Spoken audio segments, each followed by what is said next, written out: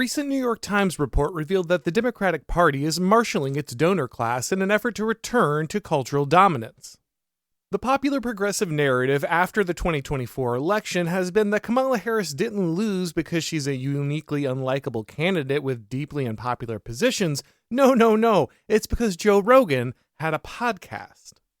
The left's obsession with the role of the podcast sphere in the last election has led them to consider 26 different projects that would cost tens of millions of dollars to buy back the cultural influence that they lost. The problem with this strategy is that progressives can't buy the one thing they lack most: authenticity.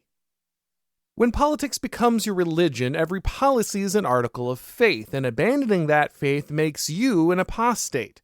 The 2024 election was a disaster for progressives, and the common logic of democracy would normally dictate a correction away from leftist insanity and towards more popular policies. But Democrats are incapable of this correction because wokeness was not a simple set of politically useful positions. It became their political theology.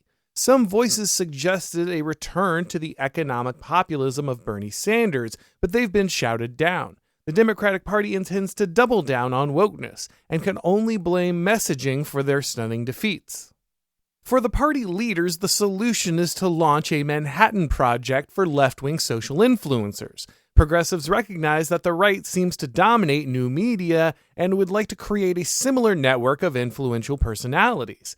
Democratic media consultants endlessly discuss the need to create a left-wing Joe Rogan, the irony being that they already had a left-wing Joe Rogan.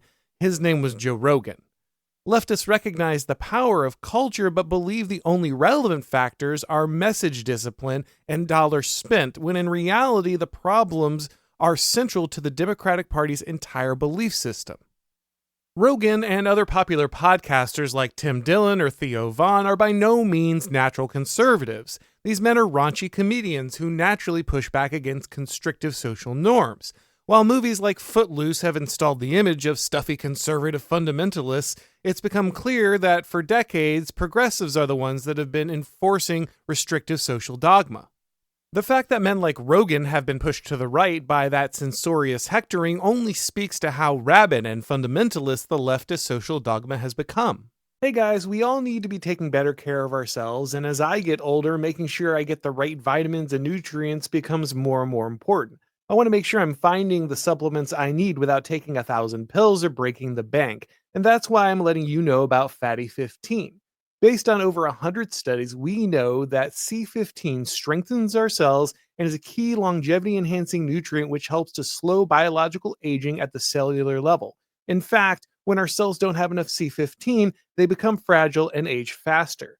Thankfully, Fatty 15 repairs age-related damage to cells, protects them from future breakdown, and activates pathways in the body that help regulate our sleep, mood, and natural repair mechanisms that support our overall health. This functionality leads to many exciting benefits. In fact, 72% of Fatty 15 customers report seeing or feeling benefits within 16 weeks, including improved metabolic, liver, and heart health, smoother functioning joints, deeper sleep, and healthier skin and nails. I've added it to my daily supplement routine. Fatty 15 is on a mission to optimize your C15 levels to help you live longer and healthier. You can get an additional 15% off their 90-day subscription starter kit by going to fatty15.com/Auron and using the promo code Auron at checkout. That's fatty15.com/Auron.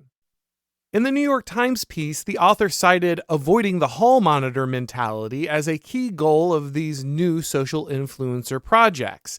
That's a good goal and demonstrates a certain level of self-awareness. It's also impossible.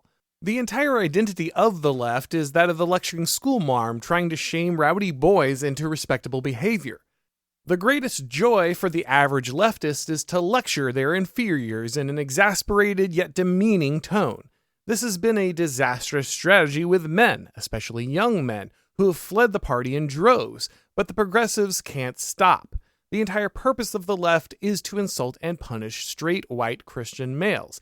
It is what binds their coalition together. Asking them to stop is like asking a Christian nationalist to deny Christ as some kind of tactical consideration. They can't do it. It's the core of the ideology. While the podcast sphere is considered more authentic than mainstream media, this has nothing to do with the willingness of Republicans to tell the truth. Mainstream conservative media was just as stilted and disingenuous, which is why so many right-wingers have looked elsewhere. It's not that conservatives intentionally manufactured a more authentic form of mass media, it's that more authentic conversations arose organically in podcast spaces, and the authentic conversations tend to become right-wing. The right is the home of natural order, and when any conversation is allowed to acknowledge reality, it will seem conservative in contrast to our currently highly artificial progressive theater. The GOP could never manufacture the right-wing podcast sphere, though to its great shame, it would never even bother trying. Say what you want about the Democrats' doomed attempt to manufacture cultural relevance, at least they understand its significance. Conservatives only understand the immediate transactional investment in politics, spend money on a candidate to win an election and get a bill passed. Republicans have a much harder time grasping that owning the culture is a far more profitable political endeavor in the long run. Elon Musk's purchase of Twitter is arguably the most important right-wing political victory of my lifetime, even if it didn't immediately result in the passage of some specific piece of legislation. This is why the podcast sphere feels so authentic and why no amount of money raised by Democratic megadonors can replace it. The conservative media had no hand in its creation. If they did, it would have been a disaster. The comfortable and controlled conversation conducted by Republicans was just as limp and safe as any progressive outlet. They just had slightly less lecturing about pronouns, but basically the same amount of lecturing about racism. The podcast sphere became right-wing because it was driven by personalities outside the normal media. Comedians, canceled academics, and even rogue cartoonists like Scott Adams.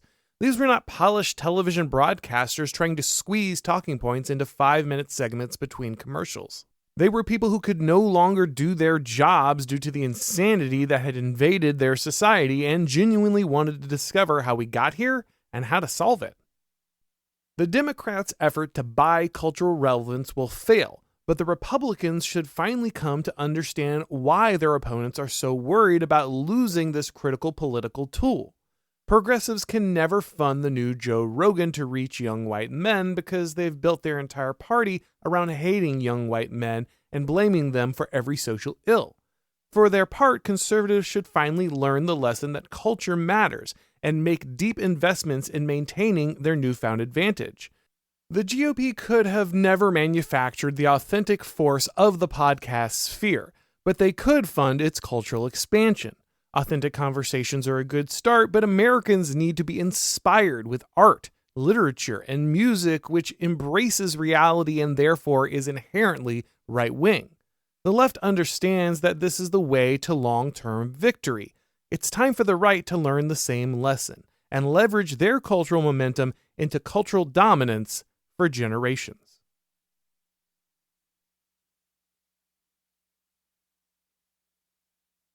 Thanks for watching, guys. If you enjoyed this video, go ahead and click like, and if you haven't subscribed yet, now is a great time to do so.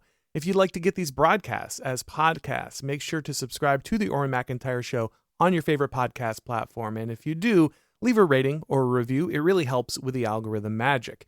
If you'd like to follow me on Twitter or Gab or Substack or Instagram, if you'd like to get these videos on Rumble or Odyssey, the links to do all of that are down below in the description. And of course, if you'd like to support the show, you can head over to shopblazemedia.com, click on the Auron MacIntyre collection. There's merch there for you to enjoy, and you can always catch my newest column and my newest show over at The Blaze. Thank you for watching, and as always, I'll talk to you next time.